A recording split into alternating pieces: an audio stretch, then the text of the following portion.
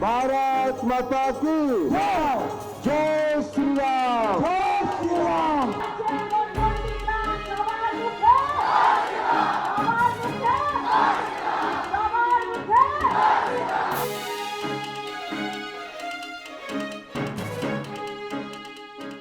जिस सीट को लेकर इतनी गहमा गहमी मची थी बंगाल में, आखिरकार उस सीट पर शुभेंदु अधिकारी ने अपना नामांकन भर दिया और अब वो आधिकारिक तौर पर ममता बनर्जी के खिलाफ खड़े हो गए हैं। जी हां, हम बात कर रहे हैं बंगाल की सबसे हॉट सीट नंदीग्राम के बारे में। नंदीग्राम सीट पर 10 मार्च को ममता बनर्जी ने अपना नामांकन भरा था और आज यहां से शुभेंदु अधिकारी ने अपना नामांकन भर दिया। जब वो यहां पर नामांकन भरने पहुंचे तो उनके साथ कई केंद्रीय मंत्री मौजूद थे। हालांकि आपको बता दें कि इस नामांकन से ठीक पहले उन्होंने केंद्रीय मंत्री स्मृति ईरानी और धर्मेंद्र प्रधान समेत बाबुल सुप्रियो के साथ एक रोड शो किया और इस रोड शो में जो था उन्होंने अपने शक्ति प्रदर्शन का साफ जो है यहाँ से प्रदर्शन किया और यहाँ से उन्होंने ममता दीदी पर जमकर निशाना साधा। इस दौरान ममता दीदी पर कई तरह के इल्जाम लगाए गए। इस दौरान स्मृति ईरानी ने कहा कि बोलछे एखोन नंदीग्राम शोभार मुखे जय श्री राम। बोलछे एखोन नंदीग्राम সবার মুখে এই দাদা নবান্ন অবধি আওয়াজটা পৌঁছানো উচিত। বলো, বলছে এবার নন্দীগ্রাম সবার মুখে, বলছে এখন নন্দীগ্রাম সবার মুখে, সবার মুখে, সবার মুখে। वोट के लिए दीदी नंदीग्राम में चंडी पाठ खेला होवे।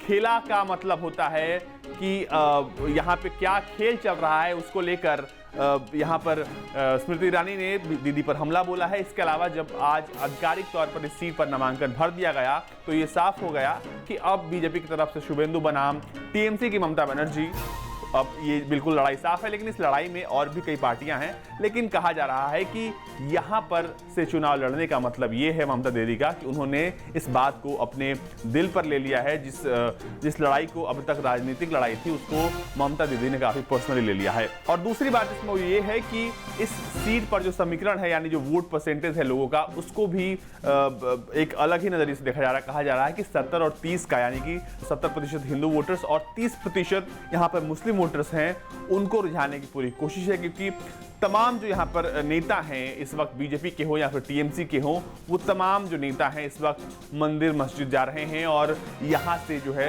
एक राजनीति चमकाने की कोशिश कर रहे हैं। यानी कि भगवान को पूरी तरीके से यहाँ पे याद कर रहे हैं लोग। और ठीक आपको बता दें कि जब शुभेंदु अधिकारी भी पहुंचे थे, रोड शो से पहले उन्होंने मंदिर में दर्शन किया था और इसके बाद उन्होंने रोड शो किया और फिर उन्होंने नामांकन भरा।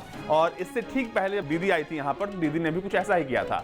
तो ये तमाम जो आजकल आप अपडेट्स देख रहे हैं बंगाल के चुनाव में और बंगाल के चुनाव को लेकर, वो कहीं ना कहीं भगवान के इर्द गिर्द घूम रही है। और दूसरी बात ये कि इस चुनाव में सीधे तौर पर जो नेता हैं वो भगवान के सहारे लोगों को अपनी तरफ खींचने की कोशिश कर रहे हैं।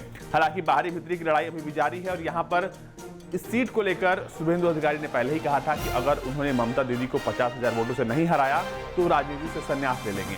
अब शुभेंदु अधिकारी का यह दावा कितना सही होता है ये तो चुनाव के बाद पता चलेगा, लेकिन बंगाल में चुनावी बिगुल बज चुका है। और सबसे हॉट सीट पर जो इस वक्त अपडेट्स आ रहे हैं वो यही है कि शुभेंदु अधिकारी ने यहाँ से नामांकन भर दिया है और अब आधिकारिक तौर पर वो ममता दीदी के खिलाफ खड़े हो गए हैं। जो तस्वीरें अब इस वक्त आप अपने टीवी स्क्रीन पर देख पा रहे हैं उनमें आपको साफ दिखाई दे रहा है कि अब दफ्तर में पहुंचकर शुभेंदु अधिकारी अपना नामांकन दाखिल कर रहे हैं। और इस दौरान वो जो है उन तमाम जो कागजी कार्रवाई है इस बीच में वो उसको पूरा कर रहे हैं ताकि वो इस चुनाव को कंटेस्ट कर सकें। इसके अलावा ये कहा जा रहा है कि सीट पर जो लड़ाई है वो काफ़ी कांटे की टक्कर मानी जा रही है, क्योंकि इस बार टीएमसी से जो ममता बनर्जी खड़ी हैं इस बार उन्होंने इस लड़ाई को पर्सनली ले लिया है। और अब जो इस पे जीत और हार की बात है वो आन बान शान वाली हो गई है। और इसको लेकर जो तमाम केंद्रीय मंत्री हैं वो भी इस वक्त हमलावर हैं।